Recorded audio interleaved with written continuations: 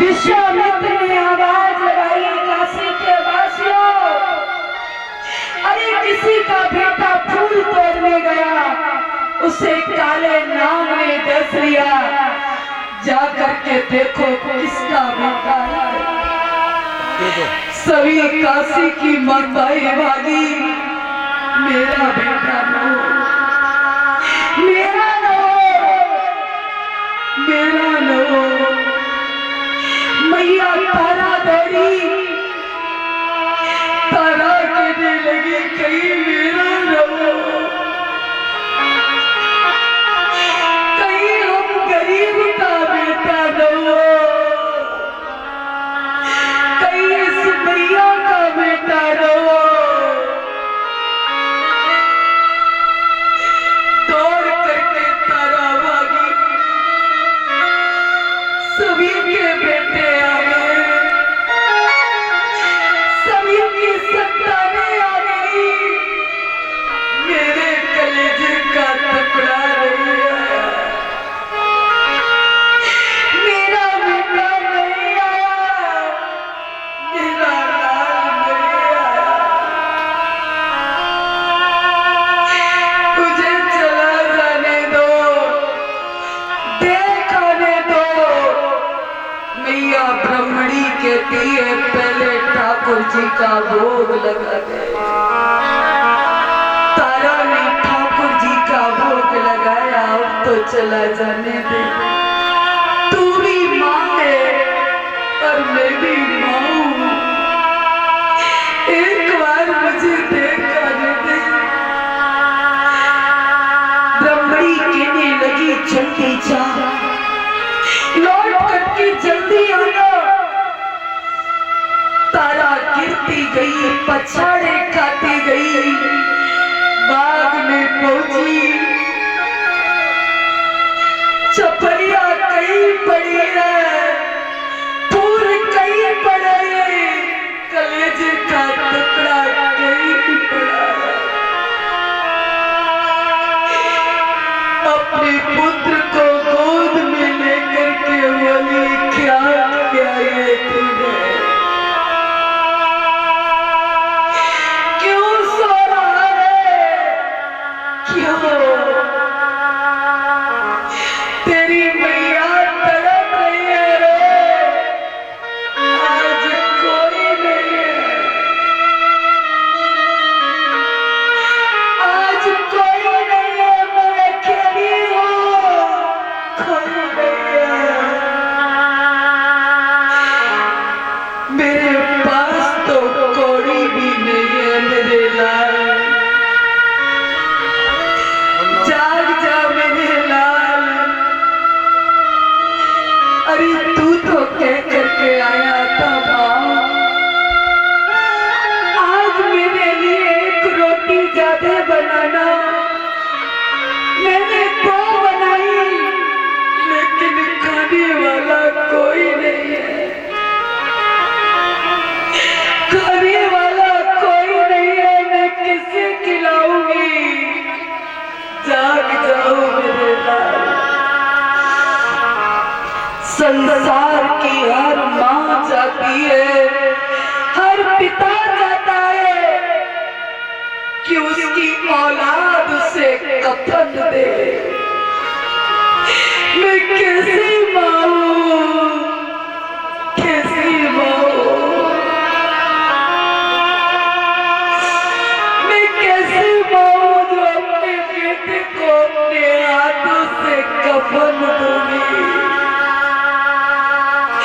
मैं मर क्यों नहीं गई विधाता, नहीं जीना है, अब जीने की कोई चाह नहीं है। क्या जवाब मैं अपने पति को दूंगी, लालू?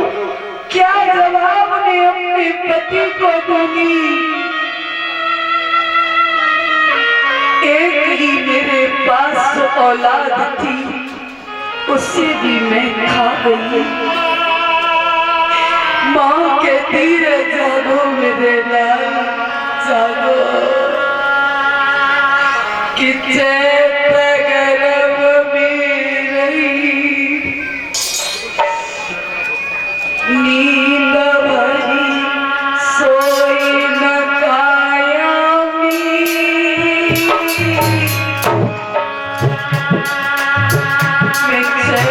गर्भ में देखी एक बार भी नींद भर के नहीं सो पाई भगवान। तारा कहने लगी भगवान ये क्या हो गया, जाग जाओ मेरे लाल जाग जाओ। कि चैत गर्भ में रही नींद भरी सो न काया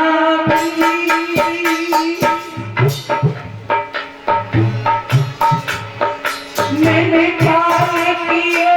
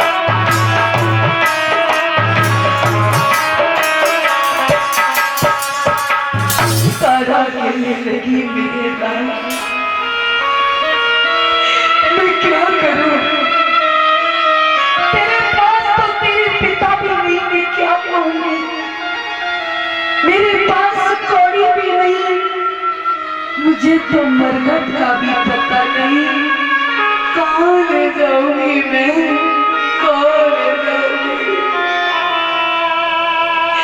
आज तारा ने अपने तन की आधी साड़ी फाड़ी और आधी साड़ी फाड़ करके अपने कलेजे के टुकड़े पर कफन दे दिया। आधी साड़ी से मैया ने अपने बदन को ढक लिया।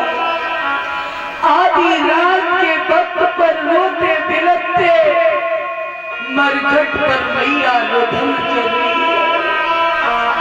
हरिश्चंद्र ने देखा कौन है, कौन है सोते हुए मरघट को कौन जगा रहा है। जो देखा ये तो मेरी रानी तारा। हरिश्चंद्र कहने लगे कौन हो। तारा कहने लगी सजन हमारे कुलदीप बुझ गया। अब हमारे वंश में कोई दीप नहीं जलेगा, कुछ नहीं बचा। कोई कुल में दीप नहीं जलेगा, केवल अंधेरा ही अंधेरा रहेगा। हमारे वंश का आवन मिट गया। तुम्हारे सपने राज को त्याग दिया, मैंने कुछ नहीं कहा।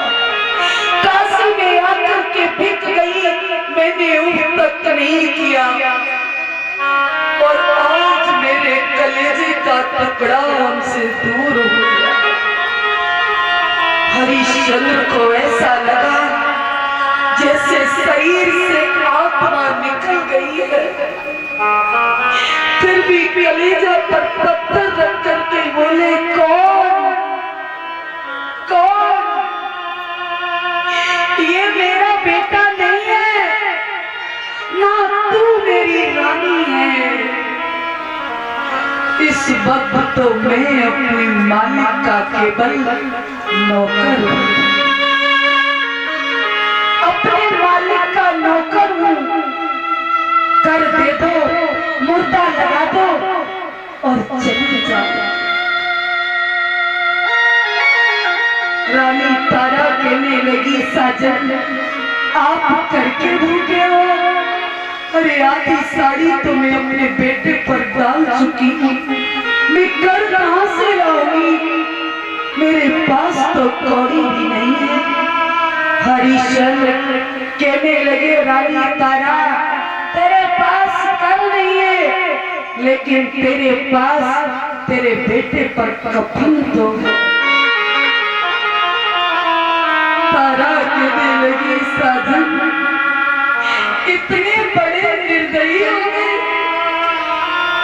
अपने पुत्र का कफन एक माँ से मांग रहे हो। एक माँ बेटे का कफन नहीं उठा सकती। आधी साड़ी मैंने अपने बेटे पर डाली है,